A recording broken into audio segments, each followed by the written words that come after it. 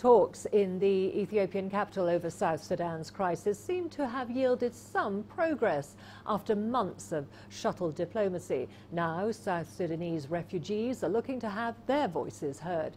During talks on Tuesday, they staged their grievances, asking for more action, not from the international community, but from South Sudan's leadership. This latest round of talks gives hope that peace is not that far off. But the process is no different than the other time South Sudan's leaders have met. And it always ends up with signatures being penned on paper. Signatures that mean little to the thousands that continue to be displaced and killed. For Maria Juliet and these refugees, it's about time the leaders took things seriously. I beg you today, the things we are observing here, lead us, united us. We don't need powers. We South Sudanese refugees, we need peace back to our country. We need to go and settle and drink waters in our own country, but not to drink the water of other countries. We need other countries to come and visit us. Leadership is not looking at yourself. It is looking at the people you lead. It is not your position, but your responsibility. It is not about your reputation, but it's about your character. Can we think about the people in dire need of security and place to call a home? The agreement reached on Tuesday now calls on the parties to implement the December 2017 deal that's meant to see a cessation of hostilities.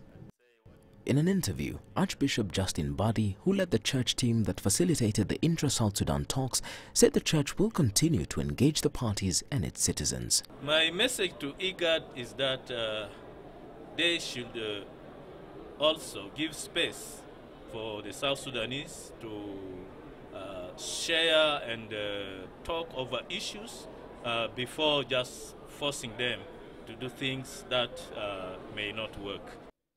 The commitments reflected in the signed document include the principle of cantonment with timelines to be discussed further, the implementation of a 35% affirmative action, and a recommitment to immediately end the violence and instruct forces to desist from hostile actions. Leslie Marungu, CGTN. Well, let's get you an update. CGTN's Giram Chala is keeping tabs on the talks. Giram, it appears that there is a breakthrough. Did all the sides in the talks agree to this proposal? Well, here in Addis Ababa for the last few days, we've been witnessing phase 2 of the South Sudanese high-level revitalization forum.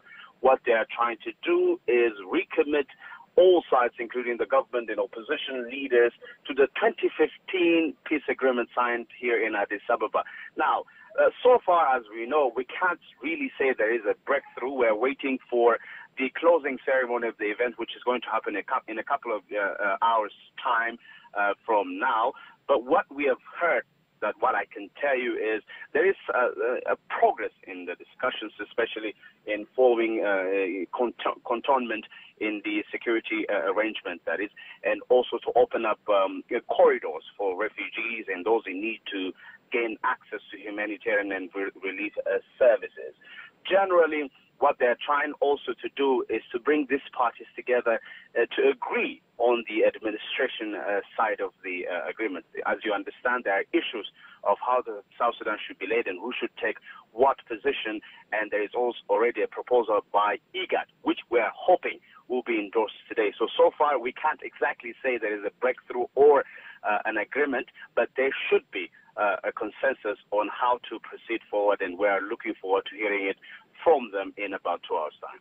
And Giram, have they indicated how they want this implemented, or if there are any timelines should this be agreed? Well, South Sudanese parties are already late. 2015 at least was the time to start implementing peace, cessation of hostilities, running the transitional government of national unity, holding elections and others. So we're already late. But there's also hope that at least there's no more time to be wasted.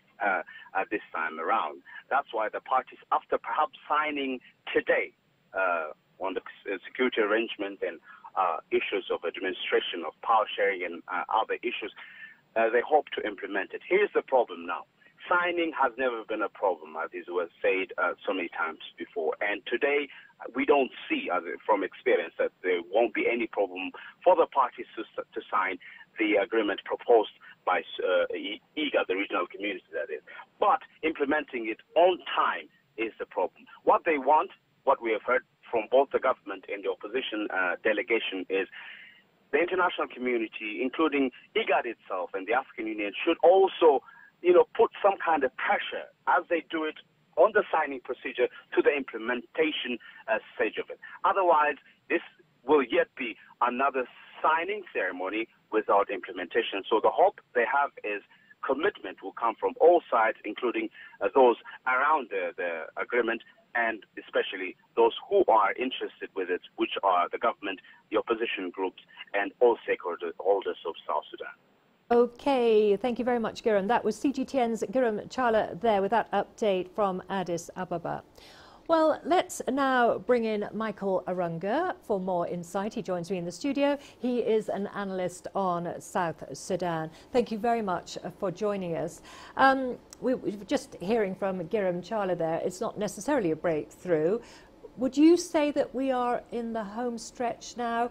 And should we be hopeful that this round of peace talks will be conclusive in ending the violence?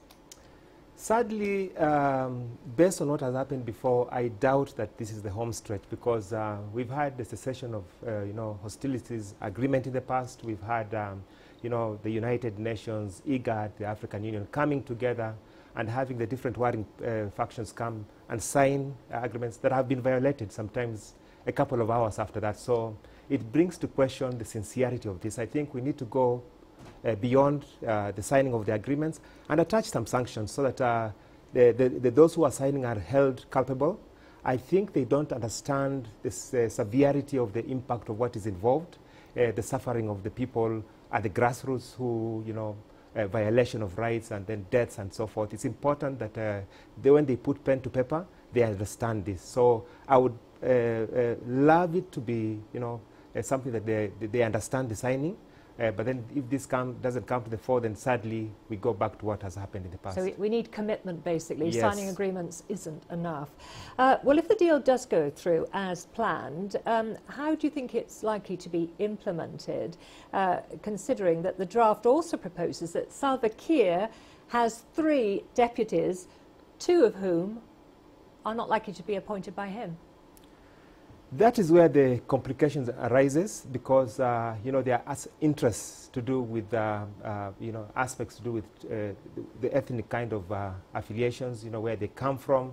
This has a lot of bearing in terms of the representation. So while there are proposed those number of deputies, I think the tension and the other tribes seeing that they are not represented, because it's not only those numbers that are representative across the board of South Sudan. Those deputies that are proposed are not representative of the entire ethnic kind of grouping. So there's still bound to be another problem in terms of clamoring for representation within that kind of setup. So you think that might be a sticking point, trying to get proper representation of all the various groups, stakeholders involved? Yeah. Well, you were saying earlier that obviously parties are able to put pen to paper, as Giram Chala was saying. They're good at signing agreements, but as we said earlier, commitment's been lacking.